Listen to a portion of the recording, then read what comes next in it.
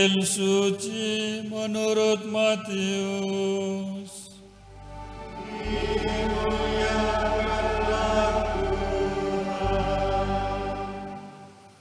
Dalam khotbah di bukit, Yesus berkata, "Janganlah kamu memberikan barang yang kudus kepada anjing, dan janganlah kamu melemparkan mutiaramu kepada babi, supaya jangan diinjak-injak dengan kakinya, lalu babi itu berbalik mengoyakkan kamu.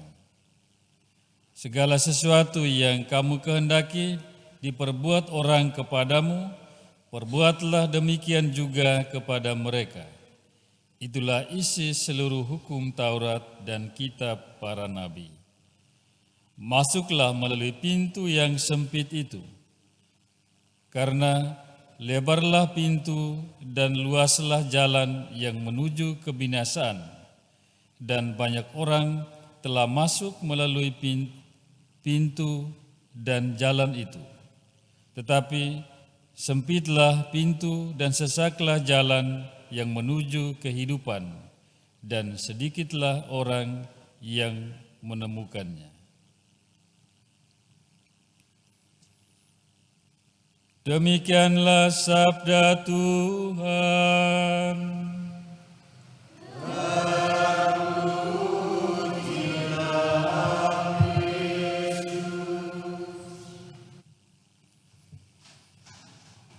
Masuklah melalui pintu yang sempit itu. Ini kalau dalam bahasa sehari-hari, ini sangat menjadi suatu problem besar bagi yang berbadan agak melebar. Kalau yang gemuk disuruh masuk melalui pintu sempit, ya susah. Maka orang selalu cari yang pintu yang besar-besar, yang luas, yang bebas. Tapi yang dikatakan Yesus dalam bacaan Injil hari ini lain. Punya makna yang lain, makna rohani, spiritual, yang perlu kita hayati, renungkan. Yesus mengambil hal-hal yang praktis, yang sederhana, yang setiap hari kita lakukan, tetapi kadang kita tidak menyadari bahwa itu adalah pintu yang sempit, jalan yang sempit. Tapi kadang kita selalu cari yang pintu yang pintas, jalan pintas. Tidak mau mengikuti proses, tidak mau berkurban, mau yang enak. Hari ini Yesus mengajarkan kita untuk kita punya kunci, bisa membuka pintu yang sempit itu, dan bisa berani melalui pintu yang sempit tanpa halangan. Ada dua kunci yang perlu kita miliki untuk bisa masuk melalui pintu yang sempit. Dan kunci itu adalah yang pertama, kita berani menjadi orang yang ketagihan untuk melakukan hukum cinta kasih. Dan caranya itu adalah sebagaimana yang Yesus katakan, segala sesuatu yang kamu kehendaki supaya diperbuat orang kepadamu, perbuatlah demikian juga kepada orang. Itulah hukum kasih. Tapi kadang kita ini selalu menuntut supaya orang berbuat kepada kita bisa, tapi kita sulit untuk melakukan lebih dulu. Maka Yesus ingatkan kita, lakukanlah apa yang kau kehendaki orang lakukan kepadamu, kepada mereka. Inilah keadilan, inilah kasih. Maka kita harus menghilangkan sikap ego kita yang mementingkan diri. Kalau kita mau dihormati, ya harus kita menghormati dulu. Kalau kita mau dicintai, harus kita mencintai.